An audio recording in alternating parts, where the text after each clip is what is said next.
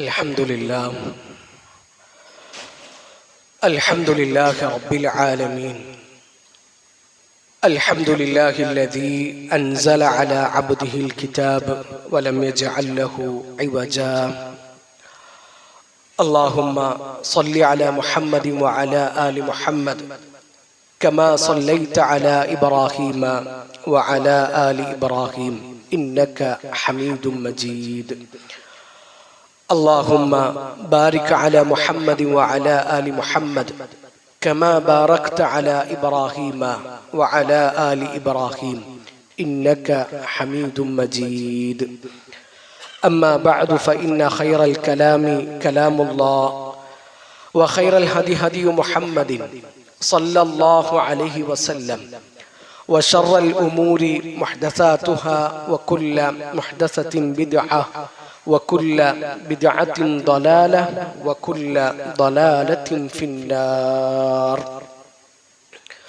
أعوذ بالله من الشيطان الرجيم. يا أيها الذين آمنوا اتقوا الله حق تقاته ولا تموتن إلا وأنتم مسلمون. يا أيها الذين آمنوا اتقوا الله وقولوا قولا سديدا يصلح لكم أعمالكم ويغفر لكم ذنوبكم ومن يطع الله ورسوله فقد فاز فوزا عظيما. اللهم سبحانك لا علم لنا إلا ما علمتنا إنك أنت العليم الحكيم. رب اشرح لي صدري ويسر لي أمري واحلل عقدة من لساني يفقه قولي. അള്ളാഹുവിൻ്റെ മാർഗത്തിൽ ഞാൻ ഒരുപാട് സ്നേഹിക്കുന്ന സഹോദരങ്ങളെ, സഹോദരിമാരെ,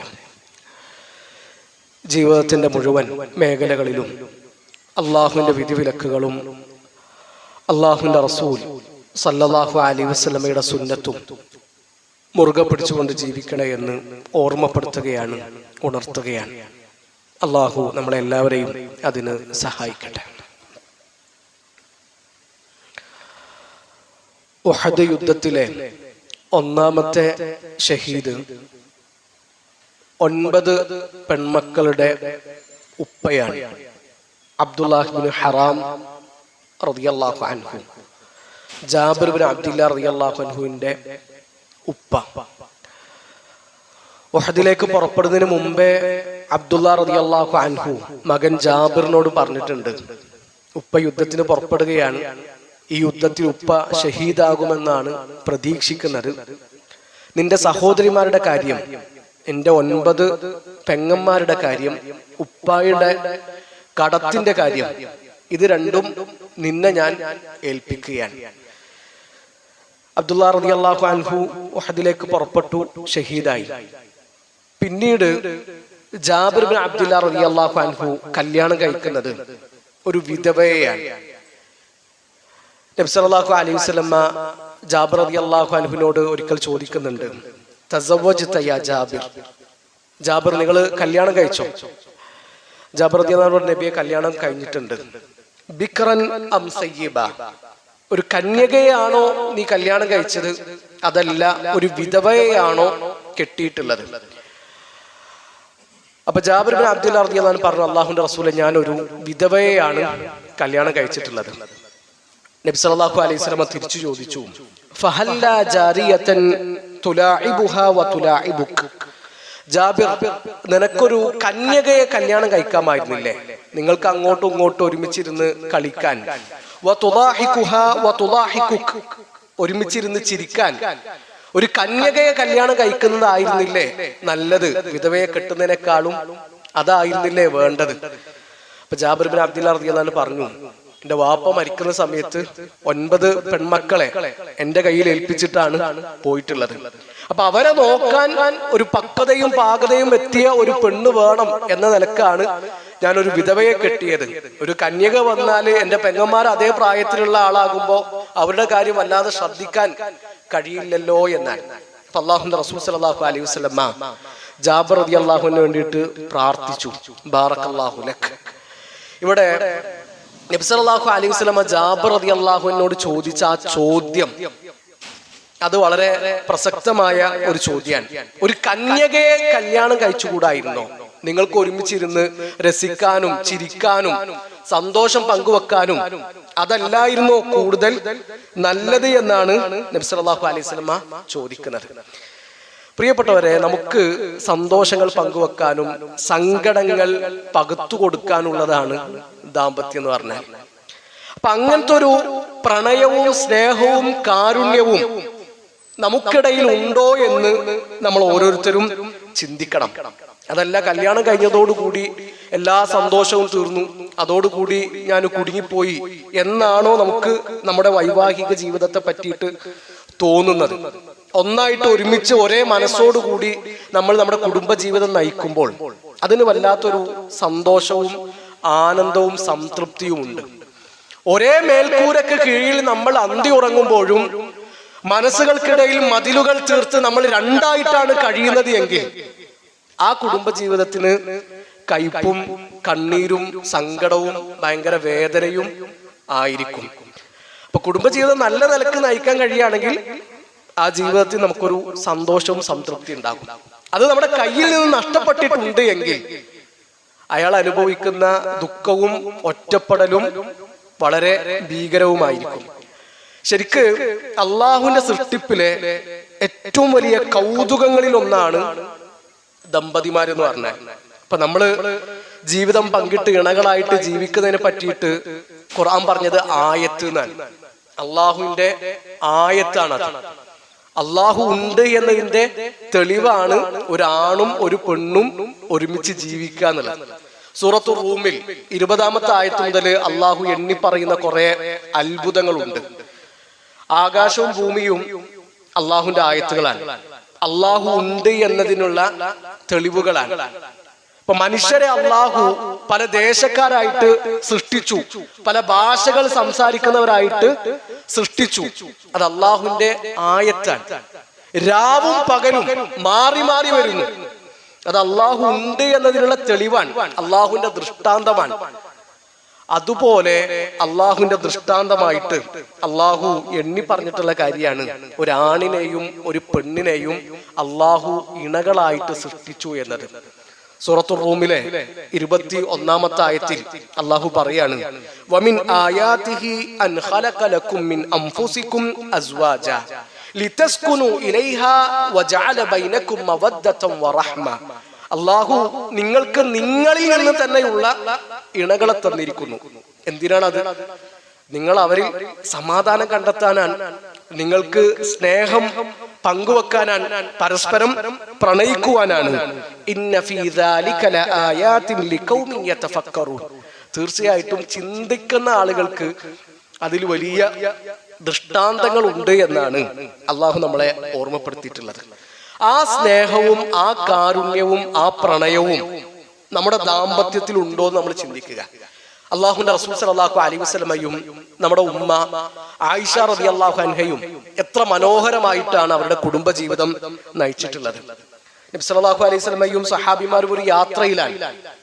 യാത്രക്കിടയിൽ അള്ളാഹുവിന്റെ റസൂൽ സല്ലല്ലാഹു അലൈഹി വസല്ലമ കൂടെയുള്ള അനുചരന്മാരോട് പറഞ്ഞു, തഖദ്ദമു തഖദ്ദമു, നിങ്ങള് മുന്നിൽ നടന്നോളുക.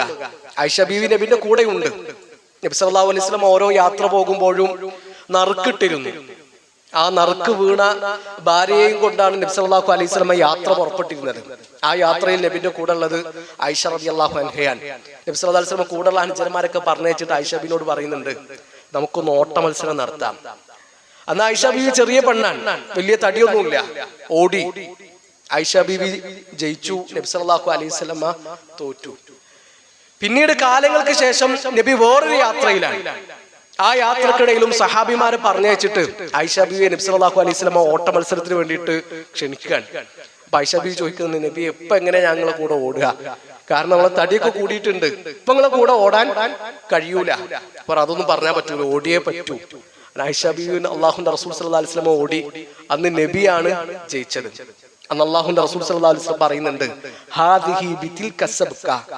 ആയിഷ, അന്ന് തോറ്റതിനുള്ള പകരമാണിത്.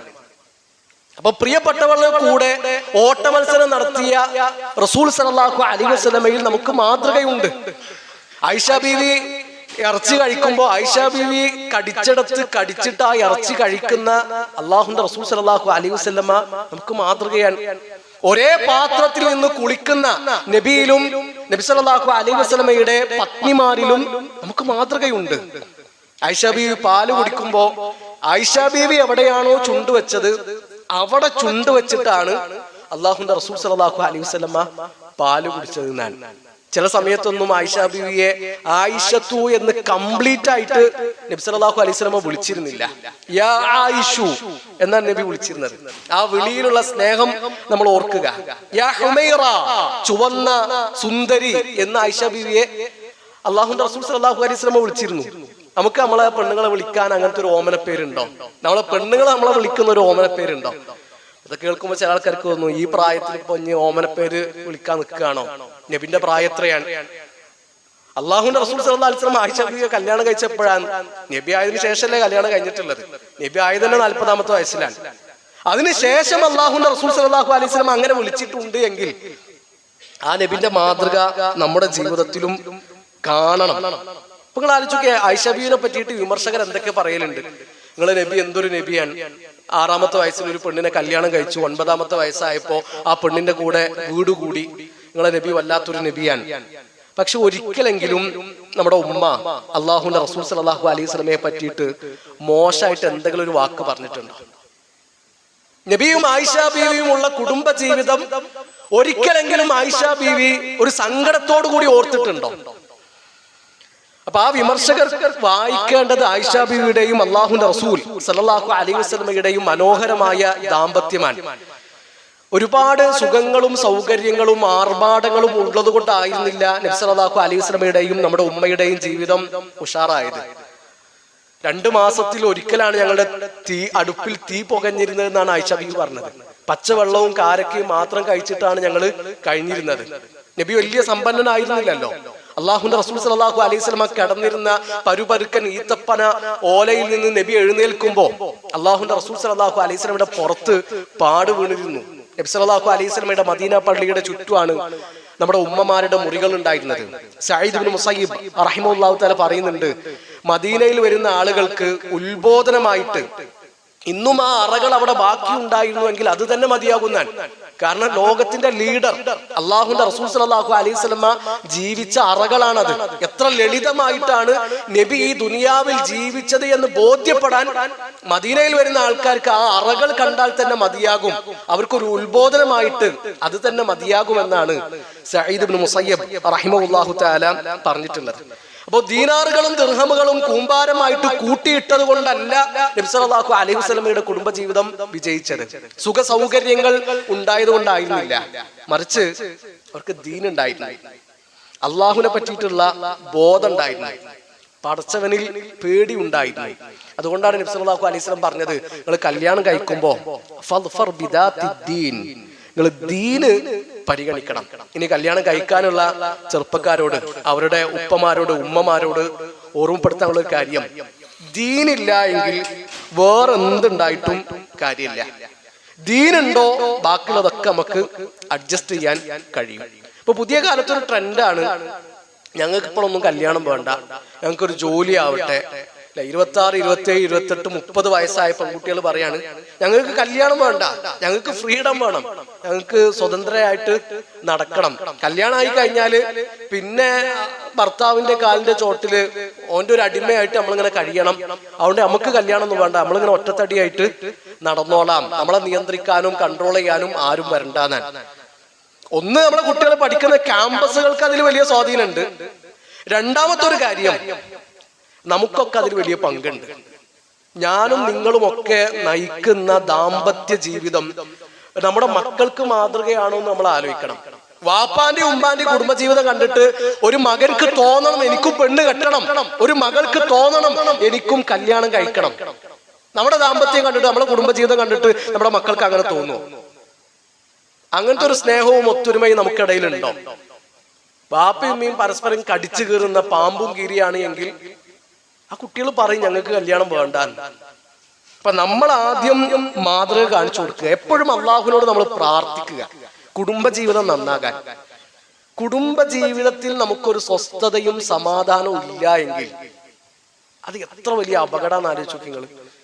പൊരേ കണ്ട് കേറിയാൽ നമ്മുടെ സന്തോഷം നഷ്ടപ്പെടുന്നു, നമ്മുടെ സമാധാനം നഷ്ടപ്പെടുന്നു, ഒരു ആശ്വാസവും ഒരു ശാന്തിയും ആ കുടുംബത്തിൽ നമുക്ക് കിട്ടുന്നില്ല എങ്കിൽ, വാപ്പയും ഉമ്മയും പരസ്പരം തെറ്റി നിൽക്കുന്ന ഒരു കുടുംബത്തിൽ വളരുന്ന കുട്ടിയുടെ മനസ്സെന്താണെന്ന് നമ്മൾ ചിന്തിച്ചിട്ടുണ്ടോ?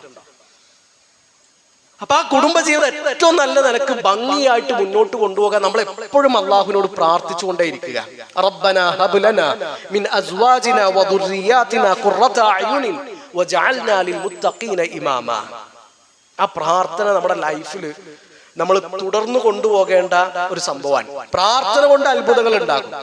നമ്മൾ ഒരിക്കലും വിചാരിക്കാത്ത വാതിലുകൾ അള്ളാഹു ദുആ കൊണ്ട്, പ്രാർത്ഥന കൊണ്ട് നമ്മുടെ മുമ്പിൽ തുറന്നു തരും. എല്ലാ വാതിലുകളും അടഞ്ഞവരുടെ മുമ്പിലുള്ള പ്രതീക്ഷയാണ് പ്രാർത്ഥന എന്നുള്ളത്. ഖുർആനിൽ അള്ളാഹു എത്ര നബിമാരുടെ പ്രാർത്ഥന നമുക്ക് പറഞ്ഞു തന്നിട്ടുണ്ട്. എന്തിനാ അതൊക്കെ പറഞ്ഞു തന്നത്? നിങ്ങൾ അള്ളാഹുവിനോട് കാര്യങ്ങൾ പറയൂ, അള്ളാഹു നിങ്ങളെ കാര്യങ്ങൾ ഏറ്റെടുക്കും. നമ്മളൊരു പ്രശ്നം എന്താ വെച്ചാൽ നാട്ടുകാരോട് മുഴുവൻ നമ്മൾ നമ്മുടെ സങ്കടവും ദുഃഖവും വിഷമവും കുടുംബത്തിലെ പ്രശ്നങ്ങളും ഒക്കെ അവതരിപ്പിച്ചിട്ടുണ്ടാകും. അള്ളാഹുവിനോട് നമ്മൾ ഒരിക്കലും പറഞ്ഞിട്ടുണ്ടോ? അപ്പൊ നമ്മളൊക്കെ കുടുംബ ജീവിതത്തിൽ അനുഭവിക്കുന്ന അസ്വസ്ഥതകൾ, പ്രശ്നങ്ങൾ, അത് കൗൺസിലറിന് മുമ്പ് പോയിരുന്നിട്ട് നമ്മൾ തുറന്നു പറഞ്ഞിട്ടുണ്ടാകും, നാട്ടുകാരോട് പറഞ്ഞിട്ടുണ്ടാകും, കൂട്ടുകാരോട് പറഞ്ഞിട്ടുണ്ടാകും. അള്ളാഹുവിനോട് നമ്മൾ പറഞ്ഞിട്ടുണ്ടോ? നാട്ടുകാർ മുഴുവൻ നമ്മുടെ ലൈഫ് നന്നാക്കണം എന്ന് വിചാരിച്ചു, അള്ളാഹു വിചാരിച്ചിട്ടില്ലെങ്കിൽ നടക്കുമോ? നമ്മുടെ കുടുംബക്കാർ മുഴുവൻ നമ്മുടെ കുടുംബ ജീവിതം ഉഷാറാക്കണം എന്ന് കരുതി, അള്ളാഹു കരുതിയിട്ടില്ല എങ്കിൽ അത് നടക്കുമോ? അള്ളാഹു തീരുമാനിച്ചിട്ടില്ല എങ്കിൽ അത് പറ്റുമോ? ഇബ്നു അബ്ബാസ് റളിയല്ലാഹു അൻഹുവിനോട് അല്ലാഹുവിന്റെ റസൂൽ സല്ലല്ലാഹു അലൈഹി വസല്ലം പറയുന്നുണ്ട്, വഅലം അന്നൽ ഉമ്മത ലബിജ്തമഅത് അലാ അൻ യൻഫഊക ബിശൈഇൻ ലം യൻഫഊക ഇല്ലാ ബിശൈഇൻ ഖദ് കതബഹു അല്ലാഹു ലക്. ഇബ്നു അബ്ബാസ്, ജനങ്ങൾ മുഴുവൻ നിനക്കൊരു നന്മ ചെയ്യണമെന്ന് തീരുമാനിച്ചു, ആ നന്മ നിനക്ക് വേണ്ടി അള്ളാഹു എഴുതി വെച്ചിട്ടില്ല എങ്കിൽ അവർക്കത് ചെയ്യാൻ കഴിയൂല.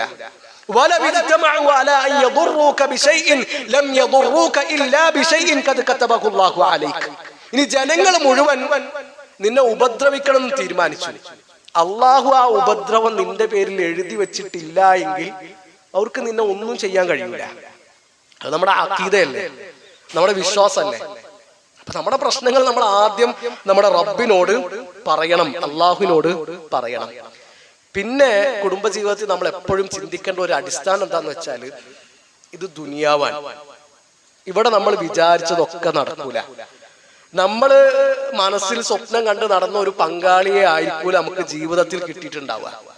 നമ്മൾ വിചാരിച്ചതൊക്കെ നടക്കാൻ ഇത് സ്വർഗമല്ലല്ലോ, ഇത് ദുനിയാവാണ്. ഇവിടെ ഏറ്റക്കുറച്ചിലുകൾ ഉണ്ടാകും, പ്രശ്നങ്ങൾ ഉണ്ടാകും, പോരായ്മകൾ ഉണ്ടാകും. ഖുർആൻ പറഞ്ഞ ആ പ്രയോഗം തന്നെ നമ്മൾ ആലോചിക്കുക. മിൻ അൻഫുസികും അസ്വാജ, നിങ്ങൾക്ക് നിങ്ങളിൽ നിന്ന് തന്നെയുള്ള ഇണകളെ തന്നിരിക്കുന്നു എന്ന് പറഞ്ഞത്.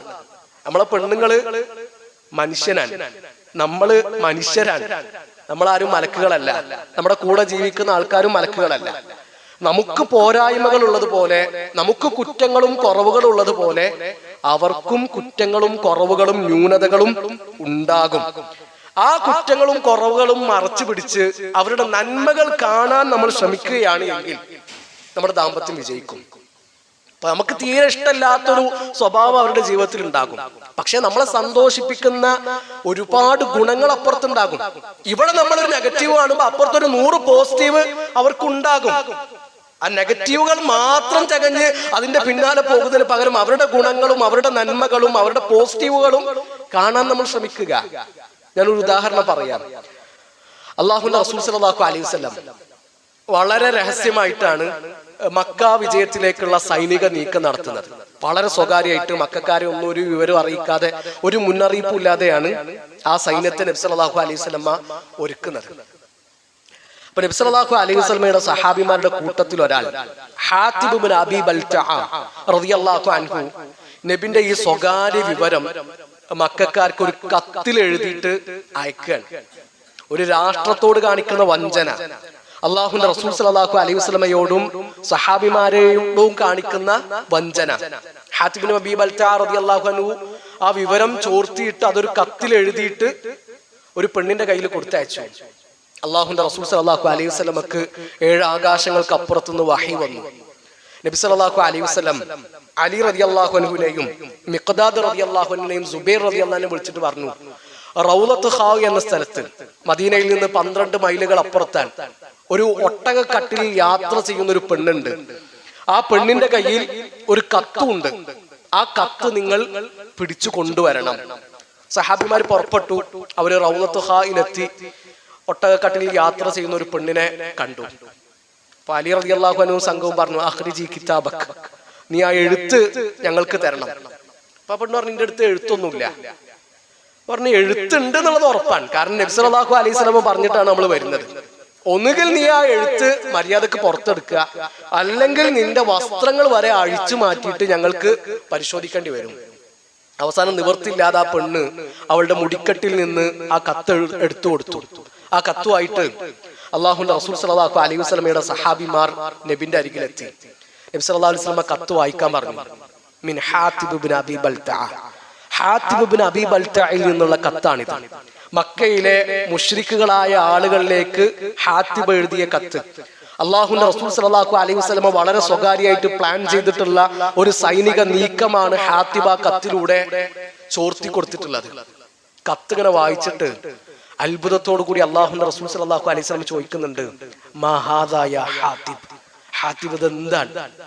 കാരണം ഒരു രാഷ്ട്രത്തെയാണ് ഹാത്തിബ് വഞ്ചിച്ചിട്ടുള്ളത്. ഒരു നേതാവിന്റെ സ്വകാര്യമാണ് ഹാത്തിബ് ഇബ്നു അബീ ബൽതഅ റളിയല്ലാഹു അൻഹു ചോർത്തി കൊടുത്തിട്ടുള്ളത്. അപ്പൊ ഹാത്തിബ് ഇബ്നു അബീ ബൽതഅ റളിയല്ലാഹു അൻഹു പറഞ്ഞു, അല്ലാഹുവിന്റെ റസൂലേ, ലാ തഅജൽ അലയ്യ, നിങ്ങൾ എന്റെ മേൽ പെട്ടെന്നൊരു നടപടി സ്വീകരിക്കരുത്. ഇസ്ലാമിനോടും മുസ്ലിങ്ങളോടുള്ള ദേഷ്യം കാരണമല്ല ഞാൻ ആ കത്ത് എഴുതിയത്. ഞാൻ കാഫിറായിട്ടില്ല, ഞാൻ മുസ്ലിം തന്നെയാണ്. അള്ളാഹുവിനെയും അള്ളാഹുവിന്റെ റസൂലിനെയും ഞാൻ സ്നേഹിക്കുന്നുണ്ട്. പക്ഷേ മക്കയിൽ എന്റെ കുടുംബക്കാരുണ്ട്, എന്റെ സമ്പത്തുണ്ട്. നമ്മളൊരു സൈനിക നീക്കം നടത്തുമ്പോ എന്റെ കുടുംബക്കാർക്ക് ഒന്നും സംഭവിക്കരുത് എന്ന് കരുതിയിട്ടാണ് ഞാൻ എഴുതി പോയത് റസൂലെ. അപ്പൊ നബി സല്ലല്ലാഹു അലൈഹി വസല്ലം പറഞ്ഞു, ഹാത്തിബ് നിങ്ങളോട് പറഞ്ഞത് സത്യാണ്. അപ്പൊ ഉമർ ബിൻ ഖത്താബ് റളിയല്ലാഹു അൻഹു വളരെ രോഷാകുലനായിട്ട് പ്രതികരിക്കാൻ, അല്ലാഹുവിന്റെ റസൂൽ ആ മനുഷ്യനെ ഇങ്ങോട്ട് വിട്ടേരി, ആ മുനാഫിക്കിന്റെ കഴുത്ത് ഞാൻ എടുക്കാം. അല്ലാഹുവിന്റെ റസൂൽ സല്ലല്ലാഹു അലൈഹി വസല്ലം ഉമറിനെ തിരുത്താണ്. യാ ഉമർ വമാ യുദ്രീക്, ഉമർ നിനക്കെന്തറിയാം, ഇന്നഹു ഖദ് ശഹിദ ബദറ, ഹാത്തിബ് ബദറിൽ പങ്കെടുത്ത സഹാബിയാണ്. ബദറിൽ പങ്കെടുത്തവരെ നോക്കിയിട്ട് അള്ളാഹു പറഞ്ഞിട്ടില്ലേ, യഅ്മലു മാ ശിഅ്തും ഖദ് ഗഫറ അല്ലാഹു ലക്കും, അള്ളാഹു നിങ്ങൾക്ക് പുറത്തു തന്നിട്ടുണ്ടെന്ന്. ഹാത്തിബ് ബദറിൽ പങ്കെടുത്ത സഹാബിയാണ്. ഇവിടെ നമ്മൾ പഠിക്കേണ്ട ഒരു അടിസ്ഥാനം എന്താണെന്നറിയോ? ഹാത്തിബ് ഇബ്നു അബീ ബൽതഅ ചെയ്ത വലിയൊരു അപരാധം, ഹാത്തിബ് ചെയ്ത വലിയൊരു നന്മ കൊണ്ട് അള്ളാഹുവിന്റെ റസൂൽ സല്ലല്ലാഹു അലൈഹി വസല്ലമ മറക്കുകയാണ്. നബി അത് പുറത്തു കൊടുക്കുകയാണ്. ഇത് നമ്മുടെയൊക്കെ ജീവിതത്തിൽ നമ്മൾ കൊണ്ടു നടക്കേണ്ട വലിയൊരു ക്വാളിറ്റിയാണ്. അത് ദാമ്പത്യ ജീവിതത്തിൽ മാത്രമല്ല, നമ്മുടെ സുഹൃത്ത് ബന്ധങ്ങളിൽ, നമ്മുടെ മക്കളോടുള്ള ഇടപാടുകളിൽ, നമ്മുടെ ആദർശ ബന്ധങ്ങളിൽ, നമ്മുടെ കൂടെ കഴിയുന്ന ആൾക്കാരുടെ ഭാഗത്തു നിന്നൊക്കെ പല വീഴ്ചകളുണ്ടാകും. ഒരു മനുഷ്യന്മാരാണല്ലോ. പക്ഷേ അവര് ചെയ്ത ഒരുപാട് നന്മകൾ ഉണ്ടാകും. ആ നന്മകൾ കണ്ടിട്ട് അവരുടെ ഭാഗത്തു നിന്ന് വരുന്ന വീഴ്ചകൾ പുറത്തു കൊടുക്കാനും വിട്ടുകൊടുക്കാനും നമുക്ക് കഴിയണം. ഖുർആൻ എത്ര സുന്ദരമായിട്ടാണ് ദാമ്പത്യത്തെ പറ്റിയിട്ട് നമുക്ക് പറഞ്ഞു തന്നിട്ടുള്ളത്. ഖുർആന്റെ ഉപമ നോക്കുക നമ്മൾ. ഹുന്ന ലിബാസുൻ ലക്കും വഅൻതും ലിബാസുൻ ലഹുൻ, അവർ നിങ്ങൾക്ക് വസ്ത്രാണ്, നിങ്ങൾ അവർക്ക് വസ്ത്രാണ്. ഒരു മനുഷ്യന്റെ ശരീരത്തോട് ഏറ്റവും ഒട്ടിച്ചേർന്ന് കിടക്കുന്നത് അവന്റെ കുപ്പായാണ്. ആ കുപ്പായമാണ്, ആ വസ്ത്രമാണ് നിങ്ങൾ പരസ്പരം എന്നാ ഖുർആൻ പറഞ്ഞിട്ടുള്ളത്. ചൂടിൽ നിന്നും തണുപ്പിൽ നിന്നും നമുക്ക് സംരക്ഷണം നൽകുന്നത്, അഭയം നൽകുന്നത് നമ്മൾ ധരിച്ച കുപ്പായാണ്. നമ്മുടെ ന്യൂനതകൾ മറച്ചു വെക്കുന്നത് ആ കുപ്പായമാണ്. അപ്പൊ പരസ്പരം ഒരുമിച്ച് കുപ്പായങ്ങളാകാൻ, വസ്ത്രങ്ങളാകാൻ നമുക്ക് കഴിയണം. അങ്ങനെ സന്തോഷത്തോടു കൂടി സമാധാനത്തോടു കൂടി കഴിയുന്നവരുടെ കൂട്ടത്തിൽ അള്ളാഹു നമ്മളെല്ലാവരെയും ഉൾപ്പെടുത്തട്ടെ.